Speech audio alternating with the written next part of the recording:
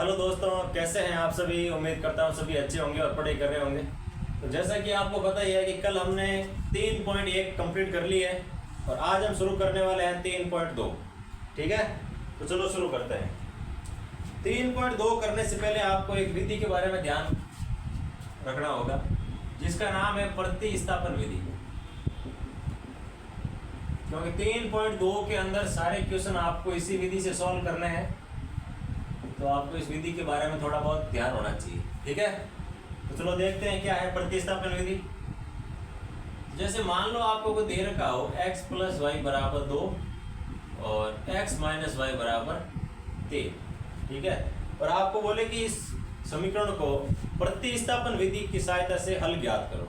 ठीक है ना, तो प्रतिस्थापन इस नाम से पता चल रहा है कि प्रतिस्थापन यानी किसी को किसी के स्थान पर स्थापित करना, यानी कि या तो x के स्थान पर x का मान स्थापित कर दो या y के स्थान पर y का मान रख दो, यानी कि स्थापित कर दो।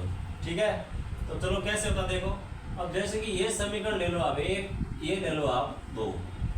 तो समीकरण नंबर 2 में ये जो y इस तरफ माइनस का है, इसको मैं समीकरण के उस तरफ भेज देता हूँ, यानी कि x बराबर आ गया मेरे पास 3 प्लस y। ठीक है, तो इस समीकरण 3 से जो x का मान प्राप्त हुआ है मुझे, ये मैं समीकरण 1 में रखूंगा। ये ध्यान रखना कि जिस समीकरण से आप मान प्राप्त करते हैं तो दूसरी समीकरण में मान रखना होता है। ठीक है, आप इस समीकरण से भी x का मान ज्ञात कर सकते हैं और उसको इसमें रख दो, और इससे भी ज्ञात करके आप करते हैं तो उसका मान समीकरण नंबर 1 में रख सकते हैं। ठीक है ना, इससे x का मान ज्ञात करके वापस इसी में नहीं रखना है, ये ध्यान रखना। जिस समीकरण से आप x का मान ज्ञात कर रहे हो तो उस समीकरण के अलावा जो दूसरा समीकरण आपको दिया हुआ है उसके अंदर उस x का मान रखना है। तो यहाँ पे x का मान भी रख सकते हो या फिर y का मान भी ज्ञात करके उसका मान भी रख सकते हो। ठीक है ना, तो पहले देखो x का मान रखते हैं। तो x के स्थान पर रख दो आप 3 प्लस वाई, और पहले से y तो है तो y बराबर 2 दिया हुआ है, यानी कि आप कह सकते हैं कि 3 प्लस वाई क्या हो जाएगा 2y बराबर 2। ये 3 इस तरफ प्लस का है, उसको भेज दो उस तरफ, कितना हो गया माइनस का, यानी कि 2y बराबर 3 माइनस 2 माइनस 3 माइनस का 1 आ गया, और 2 जो इस तरह गुणा में है उसको भेज दो अब इस भाग में, तो y का मान हमें मिल जाएगा माइनस का 1/2। तो y का मान आ गया, तो y का मान आप यहाँ पे रख दो, x का मान आ जाएगा। तो ये होती है प्रतिस्थापन विधि। ठीक है, प्रतिस्थापन विधि की सहायता से x और y का मान आप इस प्रकार से ज्ञात कर सकते हैं। तो देखो प्रश्नावली नंबर जो 3.2 आपको दी हुई है उसमें आपको क्वेश्चन नंबर 1 के अंदर पॉइंट दिए हुए हैं 6। ठीक है, और ये सब करने वाले हैं, तो इसमें आपको सभी इसी तरीके से ज्ञात करना है। तो आपको पता चल गया कि प्रतिस्थापन विधि क्या है। एक का मान दूसरे समीकरण से निकाल के पहले समीकरण के अंदर उसका मान प्रतिस्थापित करना है, बस यही इसका नाम है प्रतिस्थापन विधि। ठीक है ना, चलो करते हैं क्वेश्चन। हाँ, तो बोर्ड पे देखो सभी, इसमें क्वेश्चन नंबर पहले का पॉइंट नंबर पहला आपको दिया हुआ है x प्लस वाई बराबर 14 और x माइनस वाई बराबर 4, और आपको इसमें प्रतिस्थापन विधि की सहायता से हल ज्ञात करना है। ठीक है ना, तो चलो इसके हल ज्ञात करते हैं, और विधि का नाम ध्यान रखना, प्रतिस्थापन विधि की सहायता से करना है, किसी और एरी गैरी विधि से नहीं करना है। प्रतिस्थापन विधि, प्रतिस्थापन विधि की सहायता से क्या ज्ञात करना है, इसके हल ज्ञात करने हैं आपको। ठीक है ना, तो चलो शुरू करते हैं। सबसे पहले जो दिए हुए हैं समीकरण लिख दो, x प्लस वाई बराबर 14, इसको ले लो समीकरण नंबर 1, और x माइनस वाई बराबर 4, इसको ले लो समीकरण नंबर 2। अब समीकरण नंबर 2 से या x का मान ज्ञात करो या समीकरण नंबर 1 से x का मान ज्ञात करो। जिस समीकरण से आप ज्ञात कर रहे हो मान, उससे दूसरी समीकरण में मान रखना है, ये आपको पहले बताया गया है। और अब x का मान भी रख सकते हो, y का मान भी रख सकते हो, जो आपको अच्छा लगे वो मान रख सकते हो। ठीक है ना, तो देखो भाई समीकरण नंबर 2 ले लेते हैं, या चलो 1 ले लेते हैं। x प्लस वाई बराबर आपको दिया हुआ है 14, तो मैं इस y को समीकरण के दूसरी ओर भेज रहा हूँ, और या फिर क्या x का मान रखे इस बार या y का रखे, तो चलो आपके अकॉर्डिंग x का मान पहले हमने यहाँ निकाला था तो y का ले लेते हैं। चलो, तो x जो यहाँ प्लस का दिया हुआ है इसको मैं समीकरण के उस तरफ भेज रहा हूँ और y का मान ज्ञात कर रहा हूँ। ठीक है ना, तो यहाँ से मुझे y का मान मिल जाएगा भाई 14 माइनस एक्स। ठीक है ना, क्योंकि इस तरफ प्लस का था वो उस तरफ चला गया तो क्या हो जाएगा माइनस का। तो y का मान आपको मिल गया भाई 14 माइनस एक्स। अब y का मान आपने समीकरण 1 से प्राप्त किया है तो इसका मान समीकरण 2 में रखना है, ये बात ध्यान रखना, ठीक है। तो समीकरण 2 में रखने पर, समीकरण 2 में y का मान प्रतिस्थापित करने पर, इसलिए इसका नाम पड़ा है प्रतिस्थापन विधि, प्रतिस्थापित, क्योंकि इसमें एक चर का मान दूसरे समीकरण में प्रतिस्थापित किया जाता है। प्रतिस्थापित करने पर तो रख दो मान समीकरण नंबर 2 में x, तो x का x आ जाएगा, x माइनस का माइनस, और y के स्थान पर ये मान रखना है आपको, यानी कि 14 माइनस एक्स और बराबर में 4 आपको दिया ही हुई है। अब देखो x, ये माइनस जो है कोष्टक के बाहर है तो कोष्टक के अंदर वाली दोनों संख्याओं के चिन्ह से गुणा करेंगी, तो 14 है वो प्लस का है तो प्लस माइनस माइनस का 14 आ जाएगा, और x माइनस का है तो minus minus plus, plus x बराबर 4 हो जाएगा। तो x प्लस x कितना हो जाएगा 2x, और ये 14 जो है इस तरफ माइनस का है तो मैं समीकरण के दूसरी ओर इसको भेज रहा हूं तो क्या हो जाएगा प्लस का हो जाएगा भाई, यानी कि 2x बराबर 14 प्लस 4, यानी कि 2x बराबर 14 प्लस 4 कितना हो जाएगा 18, और ये 2 जो यहाँ गुणा में है इसको मैं यहाँ भेज रहा हूँ भाग में, तो 18/2 हो जाएगा कितना 9 आ जाएगा, यानी कि x का जो मान आपको प्राप्त हुआ है वो होगा 9। अब x का मान आप समीकरण नंबर 3 में रख दो, y का मान आ जाएगा, तो y बराबर आ जाएगा 14 माइनस 9, 14 में से 9 गए पीछे कितने बच गए भाई 14 माइनस 9, तो पीछे बच गए आपके 5, यानी कि y का मान कितना आ जाएगा आपके पास में 5। तो इस प्रकार आप कह सकते हैं कि प्रतिस्थापन विधि से इन समीकरण के जो हल हैं वो आ जाएंगे आपके पास 9,5, ठीक है ना। तो ये होती है प्रतिस्थापन विधि, और प्रतिस्थापन विधि की सहायता से आप इस प्रकार हल ज्ञात कर सकते हैं, ठीक है ना। चलो चलते हैं अगले वाले क्वेश्चन की ओर। हाँ तो देखो भाई क्वेश्चन नंबर पहले का पॉइंट नंबर दूसरा आपको दिया हुआ है s माइनस टी बराबर 3 और s बटा 3 प्लस टी बटा 2 बराबर 6 दिया हुआ है, ठीक है। और आपको ज्ञात करना है प्रतिस्थापन विधि की सहायता से इनके हल, प्रतिस्थापन विधि की सहायता से इनके हल ज्ञात करना है, इनकी x और s और t का मान ज्ञात करना है, ठीक है। तो सबसे पहले तो आप लिख दो जो आपको समीकरण दिए गए हैं उनको, यानी कि s माइनस टी बराबर 3 और s बटा 3 प्लस टी बटा 2 बराबर 6, ठीक है ना। अब देखो ये आपको देखने में ऐसा लग रहा है कि थोड़ा हार्ड है, ये है वो है, तो ऐसा कुछ नहीं है। आपको समीकरण नंबर 1 से या समीकरण नंबर 2 जिससे भी आप 1 का मान ज्ञात कर लो, चाहे s का मान ज्ञात करो, चाहे t का मान ज्ञात करो, और जिस समीकरण से ज्ञात कर रहे हो उससे दूसरी जो समीकरण है उसमें उसका मान प्रतिस्थापित कर दो, आपका मान आराम से निकल जाएगा, ठीक है ना। तो चलो हम ले लेते हैं क्वेश्चन समीकरण नंबर 2 ले लेते हैं, ठीक है। तो s बटा 3 प्लस टी बटा 2 बराबर 6 दिया हुआ है आपको। तो सबसे पहले ऐसा करते हैं कि ये जो आपको दिख रहा है पूरा टी बटा 2, ये इस तरफ प्लस का है, मैं इसको उस तरफ भेजूंगा तो क्या हो जाएगा माइनस का आ जाएगा, यानी कि आप ये कह सकते हो कि s बटा 3 जो होगा वो 6 माइनस टी बटा 2 हो जाएगा।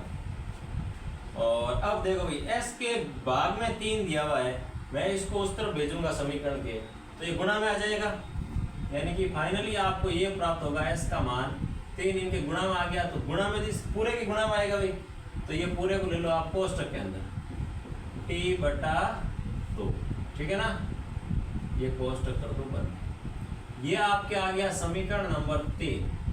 तो समीकरण 2 से आपने ये ज्ञात किया है, तो ये समीकरण 1 में रखना है वापस, समीकरण 2 में वापस मत रख देना, ठीक है, कि वापस 1 में 2 में रखोगे तो कुछ हल आने वाला है नहीं, वापस वही समीकरण आने वाली है। तो अब इसका s का मान समीकरण नंबर 1 में रख दो आप, 3 6 माइनस टी बटा 2 माइनस का t बराबर 3, अब आप सबसे पहले इस कोष्टक को हल कर लो।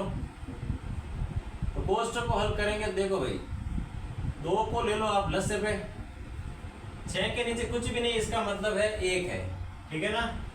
तो 1 है, इसका मतलब है 1 का भाग 2 में कितनी बार जाएगा, 2 बार। तो 2 गुणा करेगा ऊपर 6 से, तो 6 × 2 कितने हो जाएंगे, 12। और टी के नीचे कितने हैं, 2। तो 2 का भाग 2 में देने पर कितनी बार जाएगा, 1 बार। तो टी गुणा 1 टी आ जाएगा, माइनस का टी और बराबर में आपको दिया हुआ है टी, ठीक है ना। अब देखो, अब ये जो 3 है वो पूरे अंदर से अंदर वाला संख्या से गुणा करेगा। तो 3 इस 12 से करेगा तो 36, माइनस टी से करेगा 3t और बटा में आपके 2 है और माइनस का t बराबर 3। अब इस t के नीचे भी कुछ भी नहीं, इसका मतलब है 1 होगा।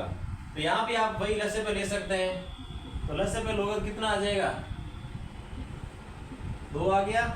और इस भिन्न के नीचे 2 है, तो 2 का भाग 2 में गया 1 बार। और 1 अगर इस पूरी संख्या से गुणा करेगा तो वो सेम संख्या आने वाली है। इसका मतलब है कि 36 माइनस 3t ही आने वाले हैं। और इस t के नीचे 1 है और 1 का मान 1 का भाग 2 में गया 2 बार। तो 2 गुणा t कितना हो जाएगा, 2t बराबर आ जाएगा 3। अब देखो भाई, ये जो 2 इस तरफ भाग में है, मैं इसको उस तरफ भेजूंगा तो क्या हो जाएगा, गुणा में आ जाएगा। यानी कि आप ये कह सकते हैं कि 36 और t माइनस का t है, माइनस का 2t है और माइनस का 3t है, इनको जोड़ देंगे तो माइनस का आ जाएगा 5t और ये 2 इस 3 से गुणा कर लेगा तो 6 आ जाएगा। यानी कि फाइनली आपको ये मिलने वाला है 36 माइनस 5t, 36 माइनस 5t बराबर 6। अब इस 36 को मैं भेज रहा हूँ उस तरफ, इस तरफ है प्लस का, उस तरफ गया तो माइनस का। यानी कि आप कह सकते हैं माइनस 5t बराबर 6 माइनस 36। तो आपको मिल जाएगा भाई माइनस 5t बराबर माइनस का 30। चिन्ह का नाम, चिन्ह ध्यान रखना भाई, माइनस प्लस, इसमें यही गलतियां होने वाली है और कुछ भी नहीं। ये गलतियां हो गई तो फिर पूरा का पूरा आंसर गलत आ जाएगा आपके। और अब देखो t के गुणा में है माइनस का 5, तो इसको मैं भेजूंगा 30 की तरफ तो हो जाएगा प्लस में। यानी कि आपको t मिलने वाला है माइनस का 30 बट्टा माइनस का 5। माइनस माइनस हो गया प्लस, 30 में 5 का भाग गया 6 बार। यानी कि आपको t का मान क्या मिल जाएगा भाई, t बराबर आ गया आपके पास में 6। t का मान आ गया तो t का मान रख दो आप समीकरण नंबर 3 के अंदर। तो समीकरण 3 में जब आपने t का मान रखा तो 3 6 माइनस t के स्थान पर रख दो मान 6 बटा में 2, तो कितना हो जाएगा, ये वापस लस्से पे ले लो 2, 6 में कुछ नहीं, इसका मतलब है कितना आ जाएगा 1। तो 1 का भाग 2 में गया 2 बार, तो 12 हो गया 6 गुणा 2 और ये आ गया 6 का 6, क्योंकि इसके बटा में 2 है और 2 का भाग 2 में जाएगा 1 बार। अब देखो 3 गुणा करेगा अंदर 6 बटा 2, 12 में से 6 गए तो फिर 6 बच गए। 6 गुणा 2 का भाग 6 में कितनी बार जाएगा, 3 बार। तो 3 गुणा 3 कितने हो जाएंगे भाई, 9। यानी कि s का मान आपको मिल जाएगा 9। तो इस प्रकार आपको दिए गए जो समीकरण है 2 चर वाले रैखिक समीकरण, इनके जो हल है यानी कि s, t जो है वो आपके आ जाएगा भाई 9,6। ठीक है। तो इस प्रकार आप आराम से प्रतिस्थापन विधि की सहायता से हल ज्ञात कर सकते हैं। ठीक है ना। चलो बढ़ते हैं नेक्स्ट क्वेश्चन की ओर। हाँ तो देखो भाई सामने क्वेश्चन नंबर 1 का पॉइंट नंबर 4 आपको दिया हुआ है और पॉइंट नंबर 3 आपको खुद को करना है। ठीक है ना। पॉइंट नंबर 4 आपको दिया हुआ है 0.2x प्लस 0.3y बराबर 1.3 और 0.4x प्लस 0.5y बराबर 2.3 दिया हुआ है। ठीक है। अब देखो, अब आप देखो कि इसमें दशमलव है, ये तो सबसे हार्ड है, ये ऐसे है वैसे है, इसमें कुछ भी नहीं करना है आपको। इसको गुणा कर दो आप 10 से। तो समीकरण के दोनों तरफ समान संख्या से हम गुणा कर सकते हैं, क्योंकि समीकरण के दोनों तरफ समान संख्या से गुणा करोगे तो उसके मान में परिवर्तन होगा नहीं, क्योंकि समान संख्या है दोनों तरफ। तो इस तरफ भी कर दो x से गुणा और इस तरफ भी कर देंगे x से गुणा। ठीक है ना। ये इस तरफ भी हो गया x का गुणा और 10 का गुणा, और यहाँ भी हो गया 10 का गुणा, और इसको भी कर दो 10 से गुणा, और इसको भी कर दो आप 10 से गुणा। ये गुणा हम दशमलव को हटाने के लिए कर रहे हैं, ठीक है। जैसे कोई संख्या है आपके पास में 1.2, अगर आप इसको 10 से गुणा करते हो तो ये संख्या क्या हो जाती है 12। क्यों होती है? देखो, हमें दशमलव जो पढ़ते हैं तो क्या हो जाता है कि दशमलव को हटाना है तो दशमलव के बाद जितनी संख्या आई हुई है उतने नीचे 10 जीरो लगाते हैं, है ना। तो ये हटा, तो इस दशमलव के बाद में 2 एक ही है, तो 1 के बाद केवल 1 जीरो लगेगा, यानी कि 10 आएगा। तो अगर हम इसको 10 से गुणा कर रहे हैं तो ये तो हट गया, ऊपर से 10 लगे नीचे, इस 10 से ये 10 कट जाएगा, तो पीछे कितना बच जाएगा भाई? 12 बच जाएगा। तो ये दशमलव को हटाने के लिए हम ये 10 से गुणा कर रहे हैं, ठीक है। तो इनको करेंगे तो 10 से गुणा कर दो तो 2x हो जाएगा, प्लस ये हो जाएगा 3y, और वो हो जाएगा 13, और ऐसे कैसे ये भी हो जाएगा आपके 4x प्लस 5y बराबर 2 बराबर 23 हो जाएंगे, ठीक है ना। इसको लिख दो आप समीकरण नंबर 1, इसको लिख दो आप समीकरण नंबर 2। और अब ये क्वेश्चन कह रहा है कि प्रतिस्थापन विधि की सहायता से इनके हल ज्ञात करो, यानी कि x और y के आपको मान ज्ञात करना है। किस विधि से? प्रतिस्थापन विधि की सहायता से मान ज्ञात करना है, ठीक है। तो चलो अभी करते हैं इसको सॉल्व। तो प्रतिस्थापन विधि में आपको ये पता ही है कि एक समीकरण से पहले एक चर का मान ज्ञात करो और फिर उस चर को दूसरे समीकरण में प्रतिस्थापित कर दो। तो समीकरण नंबर 2 से ले लो आप 4x, और इस 5y को पूरे को मैं उस तरफ भेज रहा हूँ, तो कितना हो जाएगा 23 माइनस 5y, और x के गुणा में 4 है तो उस तरफ ज्ञात हो जाएगा भाग में, यानी कि आपको x प्राप्त आ गया भाई 23 माइनस 5y बट्टा 4। समीकरण नंबर 3। समीकरण नंबर 3 से समीकरण नंबर 1 में x का मान प्रतिस्थापित करने पर तो x बराबर कितना आ जाएगा 2 गुणा में x है, तो 2 के x के स्थान पर पूरा मान रख दो आप, तो x के स्थान पर जाएगा 23 माइनस 5y बट्टा 4, और प्लस का प्लस 3y का 3y, और बराबर का बराबर 13 का 13। अब इनको भी आप कर दो सॉल्व। तो इनको आप गुणा करोगे तो ये 2 है वो इस 4 को कितनी बार काट देगा? 2 बार, और 4 इस पूरे के नीचे भाग में है और ये इस पूरे के गुणा में, तो आप काट सकते हो। अगर इस 1 के गुणा में 2 होता तो आप नहीं काट सकते, ठीक है, क्योंकि 4 है वो दोनों के भाग में है और दोनों की गुणा वाली संख्या से आप काट सकते हो। तो आपको प्राप्त हुआ 23 minus 5y upon 2 plus 3y बराबर 13। अब इसमें आप ले लो लसे पे, यहाँ पे कुछ भी नहीं है, इसका मतलब 1 है, तो लसे पे आ गया आपके 2, और तो इसके नीचे संख्या के नीचे 2 है तो 2 का भाग 2 में गया 1 बार, तो 1 गुणा दूसरी ऊपर वाली संख्या से हो गई तो क्या आएगी? सेम संख्या आ जाएगी वापस, तो 23 माइनस 5y, 3y के नीचे 1 है और 1 का भाग 2 में गया 2 बार, तो 2 गुणा 3y कितना हो जाएगा? 3y को आप 2 से गुणा करो कितना आ जाएगा? 6y आ जाएगा। यहाँ लिख दो आप 6y। 6y बराबर क्या आपको दिया हुआ है? 13, और ये 2 इस तरफ भाग में है, मैं इसको उस तरफ भेज दूंगा तो क्या हो जाएगा? गुणा में आ जाएगा, यानी कि फाइनली आपको ये मिलने वाला है 25 23 का 23, और ये माइनस का 5y, ये प्लस का 6y, तो आप 5y को 6y में से घटा दो, कितना आ जाएगा पीछे?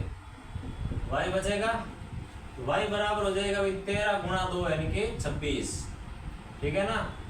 और अब आपको देखो y इस तरफ दिया हुआ है और y के इस तरफ समीकरण के 23 दिए हुए हैं, और मुझे 23 को भेजने हैं उस तरफ, तो ये प्लस का है इस तरफ, उस तरफ गया तो क्या हो जाएगा? माइनस का, यानी कि y बराबर 26 माइनस 23, यानी कि कितने आ जाएंगे भाई? 3। तो इस प्रकार आपके y का मान आपको मिला है 3, और y का मान आप रख दो समीकरण नंबर 3 के अंदर, आपको x का मान मिल जाएगा। तो 23 माइनस 5 गुणा 3 बट्टा में आपको दिया हुआ है 4, यानी कि 23 माइनस 15 बट्टा 4। 23 में से 15 के पीछे कितने बच जाएंगे भाई? देख लो आप कितने बच रहे हैं? 13, 13 माइनस 5 कितने हो जाएंगे आपके? 18, यानी कि पीछे बचने वाले हैं 8। कितने बच जाएंगे भाई? 8, 8/4 कितना हो जाएगा आपके 2, क्योंकि 4 का भाग 8 में कितनी बार जाता है भाई 2 बार जाता है।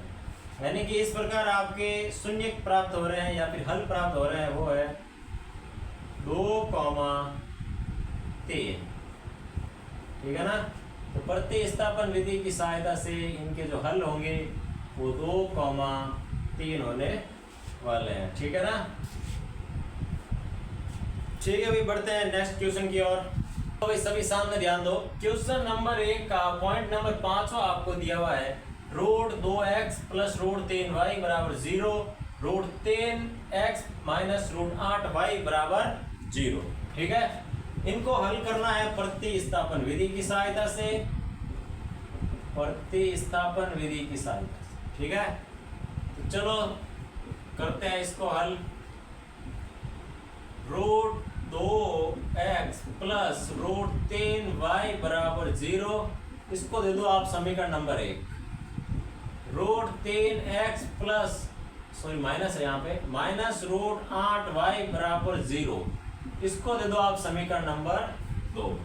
अब समीकरण 1 से या समीकरण 2 से एक चर का आप मान ज्ञात कर लो, और जिस समीकरण से ज्ञात कर रहे हो उससे जो दूसरी समीकरण है उसमें उस मान को प्रतिस्थापित कर दो, आपका उसका हल आ जाएगा। ठीक है ना भाई।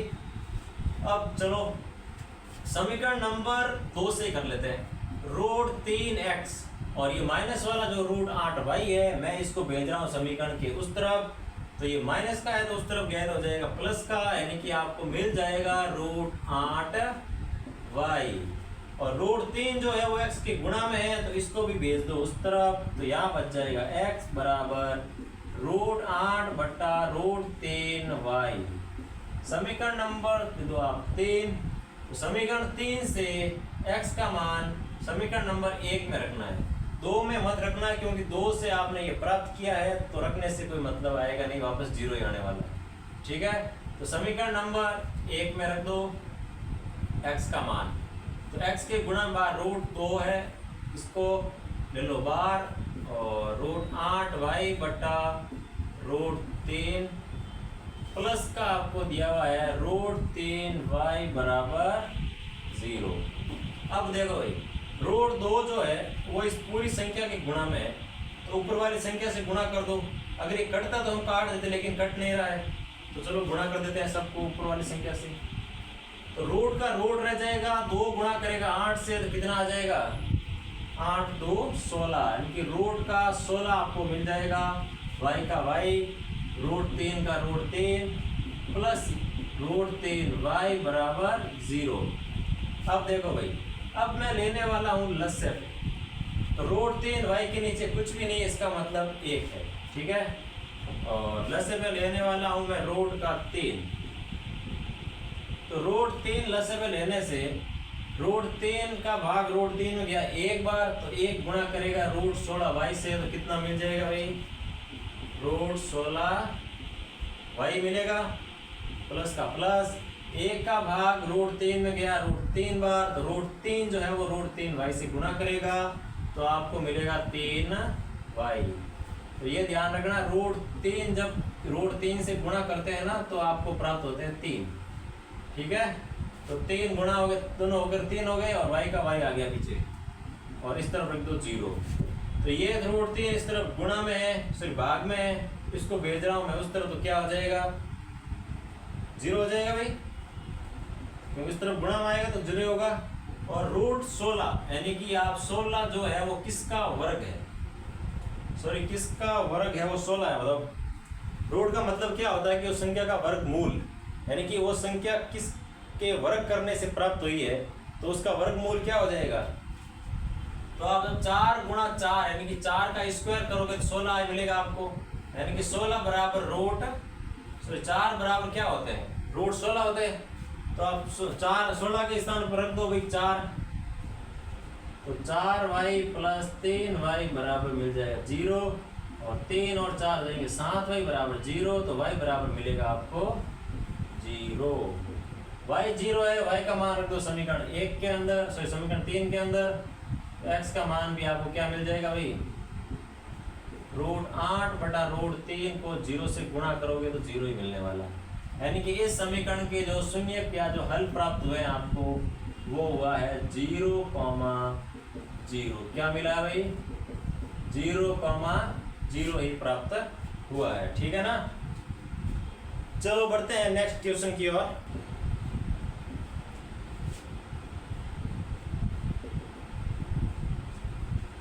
हाँ तो भाई सभी का ध्यान सामने होना चाहिए। क्वेश्चन नंबर 1 का पॉइंट नंबर जो 6 है वो भी आपको खुद को ही करना है, क्योंकि भिन्न वाला ऊपर हमने पॉइंट नंबर 2 में करवा दिया है, तो पॉइंट नंबर 6 भी आप ही को करना है प्रैक्टिस के लिए। ठीक है। और मैथ में एक बात ध्यान रखना, जितनी आप प्रैक्टिस करोगे ना उतना ही आपको फायदा है। ठीक है। मेरे तो कुछ नहीं, मैं तो करवा दूंगा अभी, लेकिन आपको फायदा तभी होगा जब आप प्रैक्टिस करोगे। ठीक है ना। अब आ जाते हैं क्वेश्चन नंबर 2 पर। क्वेश्चन नंबर 2 आपके लिखा हुआ है, देखो सामने बोर्ड पे कि 2x + 3y = 11 और 2x - 4y = -24। इसको हल करना है और m का वह मान ज्ञात करना है कि y = mx + 3 को संतुष्ट करे। ठीक है। कि यहाँ पे m का मान रखे तो ये दोनों बराबर हो जाए, ऐसा मान आपको m का ज्ञात करना है। तो सबसे पहले तो आपको जो दिए गए समीकरण उनको लिख दो। 2x + 3y = 11 और 2x - 4y बराबर दे रखा है -24। -24 है, +24, देख लो भाई वापस एक बार, -24 है। ठीक है। तो इसमें आपको वही प्रतिस्थापन विधि की सहायता से ही करना है। तो सबसे पहले आप ले लो समीकरण नंबर 1, समीकरण नंबर 2। तो समीकरण नंबर 1 से हम x का मान ज्ञात कर लेते हैं। तो इस 3y को मैंने उस तरफ भेज दिया, तो ये हो गया माइनस का, और ये तो 2 आपके गुणा में दिख रहा है, उसको भेज दूंगा भाग में, तो 11 - 3y बट्टा में आ जाएगा 2। ये आ गया आपका x का मान। अब इस x का मान समीकरण नंबर 2 में रख लो। तो 2 गुणा 11 - 3y बट्टा 2, ये x का मान पुट किया यहाँ पे। ठीक है ना। माइनस का माइनस, 4y का 4y बराबर -24। अब देखो भाई, ये 2 जो है वो पूरी संख्या के बाद गुणा में, और ये 2 जो है वो पूरी संख्या के भाग में। तो मैं इस 2 से इस 2 को क्या कर दूंगा, कैंसिल आउट। तो आपको मिलेगा 11 - 3y - 4y बराबर -24। तो -4y -3y यानी कि -7y हो जाएगा। कितना हो जाएगा? -7y + 11 बराबर माइनस का आपको मिलेगा 24, और 11 जो इस तरफ प्लस का है इसको भी मैं उस तरफ भेजूंगा, तो हो जाएगा माइनस का, यानी कि -7y बराबर -24 -11। तो -11 प्लस -11 और -24 दोनों जुड़ेंगे तो क्या हो जाएगा? -35। और इस तरफ आपको दिया हुआ है -7 बराबर -35। अब इस माइनस के साथ जो गुणा में है इसको भेजूंगा मैं भाग में, तो आपको y का मान जो प्राप्त होगा वो हो जाएगा भाई -35 बट्टा -7। तो माइनस से माइनस हो गया कैंसल, और 35 में 7 का भाग गया 5 बार, यानी कि y का जो मान आपको प्राप्त हुआ है वो हो गया है 5। y का मान रख दो आप समीकरण नंबर 3 के अंदर, तो x का मान प्राप्त हो जाएगा 11 - 3 गुणा 5 बटा में 2, यानी कि 11 - 3 गुणा करो कितना आ जाएगा? 15 बटा 2। 11 में से 15 गए, पीछे बच गए -4 बटा 2। तो -4 में 2 का भाग गया तो कितना आ गया? -2, यानी कि x का मान आपको मिल गया -2। तो इस प्रकार आप कह सकते हैं इन दोनों समीकरण के हल आ गए आपके -2, 5। और हमें पूछा है कि m का मान ज्ञात करो। तो इस समीकरण के अंदर जो आपको ये एक्स्ट्रा समीकरण दिया हुआ है साथ में, y बराबर mx + 3, तो इसमें x और y के मान आपने जो ज्ञात किए हैं वो वहाँ पे रख दो। तो y का मान 5, m का m, x का मान -2 प्लस का 3। तो ये माइनस बाहर आ जाएगा, तो -2m प्लस के 3। अब ये प्लस का तो 3 है, ये प्लस का है तो इसको इस तरफ भेजूंगा तो माइनस का हो जाएगा, है कि 5 - 3 बराबर -2m। ये आ जाएगा 2 बराबर -2m।